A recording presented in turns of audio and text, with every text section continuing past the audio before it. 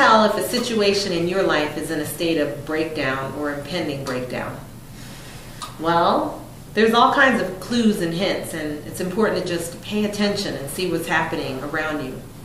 For example, if something that used to have you so excited, whether it's a hobby or a job or some habits that you've had, maybe your involvement with a sport such as jogging or bowling, if you begin to lose the excitement that you once had for this activity or this idea or this relationship or person, maybe it just means that you need to make some adaptations so that it stays vibrant, juicy, interesting, and, more of a turn on for you.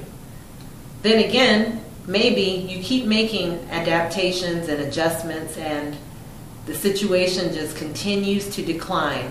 Well, that's a clear indication to me that the situation is in breakdown. For example, you start a new job, you're gung-ho, you get a mentor, you have all these ideas, you're out there networking and meeting people, you're taking on every new project you can get your hands on, you're working late hours, you miss your lunch, you're not ready to go home at quitting time.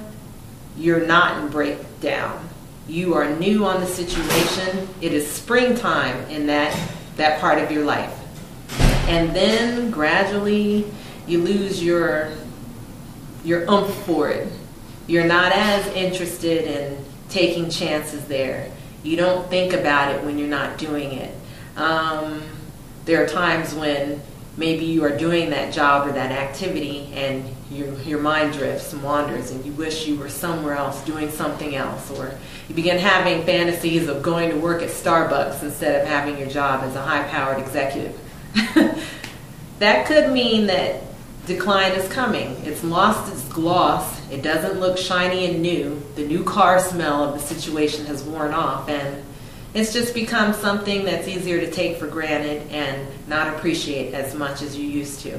The excitement's fading a little bit. Okay, and then something happens. Maybe it's drastic, maybe it's more subtle. Things that used to work well for you become more of a risk for failure. Or maybe criticism from people. People notice, you're not as into this as you used to be. What's going on with you? Or maybe you burn out. Maybe you full out crash and burn in the situation. Then you know you're in the midst of a full-fledged breakdown. Now what? Well, don't panic. Take it in stride. Take charge of the situation. Be good to yourself throughout it. One thing that you can do when you suspect that a situation you're in is in a place of breakdown is to simply acknowledge that that might be possible and that it's not the end of the world. That whatever is in the process of ending can be replaced with something new. And that that's what life is calling you to do now, to find what's the new opportunity available to you as this one part of your life breaks down, changes, and then becomes part of your past. What's ahead of you? Make a list.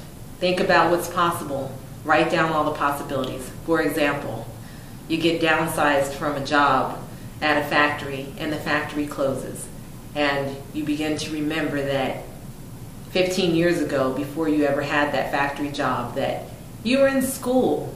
Maybe something happened and you stopped going to school and you stopped studying something such as art or I don't know, whatever your passion was.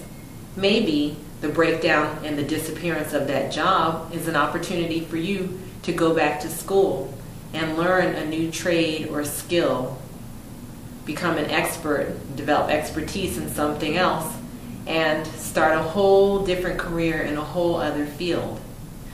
Maybe you lose your house, maybe you lose some of the key relationships in your life, and you decide that you don't have to rebuild where you are right now. You can go and live somewhere else and do something that you've always wanted to do.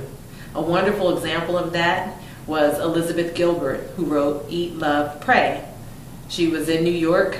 Her marriage fell apart. She decided that she was going to do something totally different, and off she went across the world on an adventure that's changed her life. So what she experienced was the breakthrough.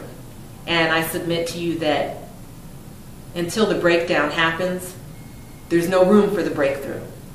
So the breakthrough process or cycle is life's way of having us evolve.